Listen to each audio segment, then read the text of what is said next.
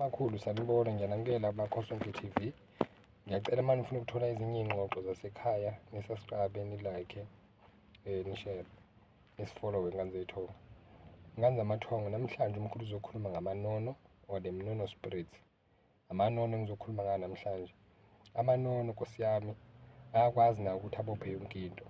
The spirit of amanono is a very good spirit together. Umoya omuhle kakhulu Ngane Zeyidlozi. So lo moya lo Ngane Zeyithongo nawo umoya Nkosi yami uhamba nabaluzi, uhamba ney'thunywa, uhamba namanono. Nawo umoya omuhle kakhulu cause lo moya lo muhle kakhulu ngoba mawuza kuthina lo moya lo uza ngokuhluka kwawo, ikakhulukazi ulethe nawo izipho. Okay, kunezipho nje ozilethile. So this Mnono spirit is very very important. That is why you have to wamukela amanono, to welcome the Manono spirit, not to welcome them only, but again to make a thorough cleansing around the Manono spirit, because lo moya lo uyakwazi ukuthi ubhubhise yonke into, nawo uyahlupha kakhulu. So this kind of a spirit, when it comes to you, when it's crying to you, it comes to you like showing you ukuthi abekho kahle. So this kind of Manono spirit, the Manono spirit is a kind of spirit ey'ngane ey'ncane. Le ngane lezi aphuphuma, kunengane yaphuphuma kuwena, unengane eyaphuphuma kugogo wakho, unengane yaphuphuma ngale kokhokhokhulu, iyaphuphuma isiza kuwena isiwumkhulu. So ingane, njengoba ingane mayishona namhlanje noma ingalitholi ithuba lokuphila noma i-miscarriage, yangizwa, le ngane mayi-miscarriage le isuke ilimele vele, usuyilimazile ngoba iyithole i-miscarriage. Abanye benza ama-abortion, wena dunge abortion, ingane lapho isuke isilimele, yangizwa. Mayilimele ngoba ikhishiwe ingane, ayisaphili, ayiwelanga vele amathongo. Ngisho ilokhuzana ayiwelanga vele amathongo, ngisho miscarriage, when there's a miscarriage in you, leli child azange iwele kwela mathongo, azange iye ngale, kufuneka iweliswe-ke le ngane kwela mathongo. So ubunono buyakwazi ukubhlokha yonke into, niyangizwa. So amanono abalulekile nakuthi alungiswe ngendlela. Ukhona ukuhamba lakhona lamanono lapho elungiswa khona, kodwa abantu isikhathi esiningi bayefika kuwena, bazofika bakuneze ingane, bakuneze ingane enqunu, noma bakunike ingane egqokile, noma bakunike ingane ekhalayo. Ingane umntwana uyabona ukuthi ingane encane. So there we have been possessed by a spirit of umnono, namanono lapho. Omunye ethi mkhulu, njalo ngihlezi ngiphupha ngihamba nengane yami, unamanono lapho, niyangizwa. Njalo ngihlezi ngiphupha ngidede ingane, njalo ngihlezi ngiphupha ngihamba ney'ngane, unamanono lapho, yangizwa. La manono la imoya omkhulu loyo wey'dlozi esihlambukile, ngizothi sihlambukile ngoba la manono imoya engazange iphile emhlabeni, niyangizwa. Ukhona ubunono la uthotha ingane, kwakumele ibe umfundisi, ayizange isaba umfundisi ngesimo sokuthi kwaba khona i-miscarriage noma ya-abort. Okay, leyo ngane ayisaphilanga. Ingane yayihleleliwe ukuthi izoba umfundisi, izohamba ibanga elingaka ukuze igcine ifinyelele obizweni layo, ayizange isafika lapho. Leyo ngane uma iza kuwena izoza ngenyembezi, ayikho indlela izoza ngayo, izoza ngenyembezi, izikhala kuwena, niyangizwa.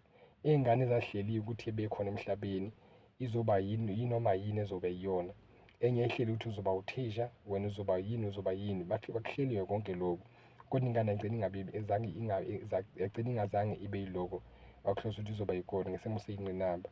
Ingaka abanye shuthi benza ama-abortion, ingane useyayikhipha uyayilahla ngesimo seyinkinga soyibhene nazo, noma ngesimo sosathane osuyefike kuyena akhiphe leyo ngane. Leyo ngane hamba imbangela iy'nkinga ngoba leyo ngane ibhlokha yonke into yabantu abadala. Le ngane ibhlokha ngisho abaluzi imbala, ibhlokha ngisho iy'thunywa imbala, ibhlokha ngisho umndawo imbala, ngoba phela umndawo uhamba namanono, because these are the very clean spirit, unique and clean spirit.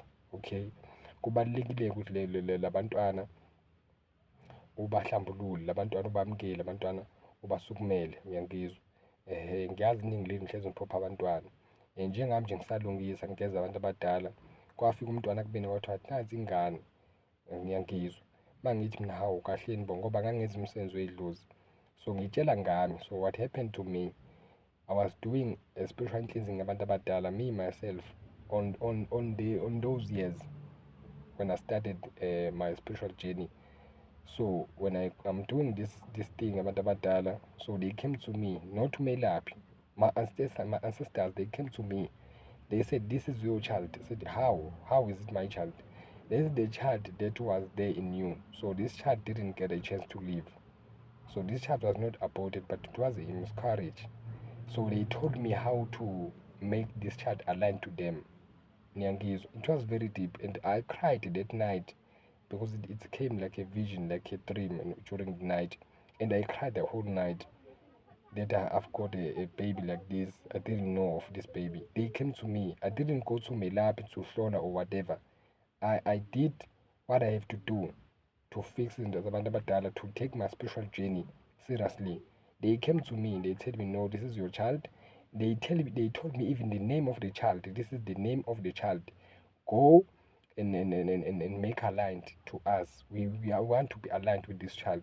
So abantu abadala, they spoke to me directly. So Nyangezo, it's very good, it's very wise to fix it zabantu abadala, because they come to you directly. Don't even umelaphi, they come to you.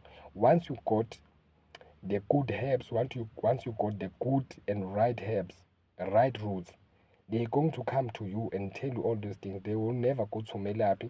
They'll come to you directly, so because you are the one. They know you. Yes, they know Melaphi, but they know you. You are the one who's going to fix this thing.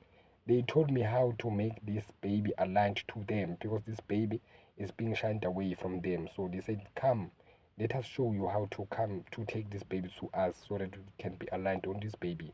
Niyangizwa? So kubalulekile ngane zethongo ukuthi nilungise ubunono benu. Iningi lenu nobunono vele nimbathwe la ma-spirits lawo. Le ngane ikhishwa la manje, nale ngane ezama-miscarriage ziyohlupha esinye isizukulwane. Nawe vele zizokuhlupha uma vele nomntwana ungakaze alungiselwe. Kubalinde ukuthi umlungisele umntwana wele kahle, ngoba omkhulu bayadinwa uma bungalungiseli izingane. Okay, kubalulekile ukuthi balungisele, kodwa ebakulungiseleni kwakho ungalungiseli amanono kuphela. Niyangizwa? Ngitshe into ejulile, ungalungiseli amanono kuphela, because le nto khona into eyenzakalayo ngalamanono. So when you are trying to fix amanono kuphela, omkhulu abangaphambi kwamanono, they say this child doesn't know us. You bring a child to us here, you don't want to cleanse us, you just cleanse your child. So what is important is your child to us. We are the elders. Niyayibona ukuthi iqathaphi. So this is where we have to go to Melaphi wise, umelaphi one-wisdom kaNkulunkulu. A wise Melaphi, you have to go to that particular wise Melaphi who's going to help you clarify these things to you now. You cannot just go to amanono fix them all, or fix amanono parents. No, it doesn't work like that. This is why you combine them together. I did what I have to do. I combined them together. That is why they came to me. They didn't say you left this one behind. They said go and do this thing and make this child to be aligned in us. They said in them. So it's vitally important to go to a wise Melaphi, a very, very good Melaphi, a very, very good Melaphi who's got a good aura. Umelaphi ongeka athathe into zakho. Niyangizwa? So this kind of manono spirit is a very good spirit. Okay, this kind of spirit is a spirit that goes to abomkhulu bakho once you aligned with it. It goes to abomkhulu bakho once you mix it with abantu abadala or sisters. So you bring this baby to your sisters, they come all together. So when abantu abadala, they are waiting, so this kind of spirit of amanono, they come to our sisters, they go there and ask them and tell them what is going on around your life. I don't know whether you to understand or not. Ngithi lamanono spirit iwona ahamba ukukhulumela nomkhulu, because ingane encane nje. So bayaceba too much. Noma ungasiphethe kahle bahamba ethi buka lo wenzani. Yangizwa? So le spirit esicebayo lesi sihlamlukile sihle, because in a good shape and in a good heart. Uma uziphethe kahle wenza ngokahle ngendlela, lo moya lo uhlezi uhamba nawo usuki. There's a kind of spirit you cannot ruin it. Yes, you can do anything, like they can do anything against you, but this spirit, yabanono, it's a very spirit that is like, it speaks when something is not right. It speaks same time. It doesn't keep quiet. Because amanono baceba kakhulu, amanono ingane encane. Kubalulekile ukuthi ulungisele amanono ingane encane, kodwa ulungisele amakhehlwane. That is why you have to go to a wise Melaphi. Not kulo lonke lo vududu lolugcwele la. Angisho ukuthi uvududu, kodwa uvududu ukuthi uma emubi ingcolile, uma igangile uvududu, akunandaba ukuthi uthini.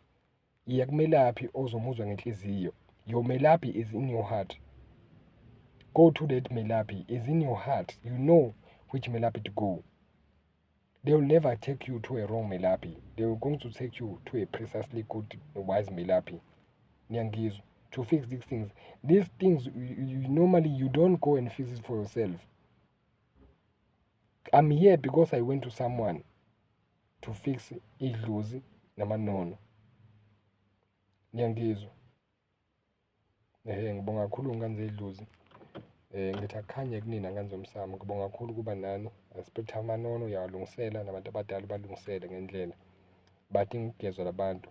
So amanono lawa uthi umuntu mhlambe wakumele abe inyanga azange abe yiyona usevela kuwena njengomntwana ofuna ukulungisela bese yaqhuma kuwena evela ukuthi uyini kuwena. So uyena ozoziveza ethi ubani ngoba umuntu noma ngithi ubunono hayi ngoba kuyingane encane ngempela uthi mdala umbethe umunono omdala nangizikhona into enjalo uthi uyena ophethe yonke into kodwa umunono omdala waphuphuma kokhokho khulu angazi noma yizwa leyo nto waphuphuma ngale kuwena uvela njengomkhulu kuwena awazi ukujula kwakhe uqhamukaphi yonke lento sithwala emsamo emathungeni angihambi mina ngibuza abantu ngiyangizwa because yonke into ohamba uyibuza abantu it's a fake news. So the raw news you get them from ancestors. It's a raw. Don't go around asking people because they're going to give you wrong information. They're going to feed you wrong information. This is why you have to go to ancestors and speak to them. Ask them for the guardians. This is why I'm doing all the day. Ngiyangizwa. Ngiba kakhulu nganze idlozi. Umnono mamkele kodwa awazi bawukuhlupha ingane encane uzosiphupha. Ngoba bekunikeza ingane uzophupha ingane ekhalayo omunye uthi mkhulu ngiphupha ingane igcwele igazi izandla. Yebo, ingane iyalungisela bayakhala basemzimini. Mkhulu ngiphuphe ingane zisemotweni ziningi. Ngiphuphe ingane zisemanzini mkhulu ziningi. Yebo kunjalo dlozi. Sibuze phela usizakala kanjani. Ungagcini ngokukhuluma kuphela wedwa. Khuluma nathi sabe lapha abahle ozothi uzosizana kanjani. Sikunike clarity. You don't need to come to me. Just the clarity. Then you go your way. It's okay. Nibe right nganethongo ngizwa. Ngiyabonga kakhulu ngomsamo. Makhosi amakhulu.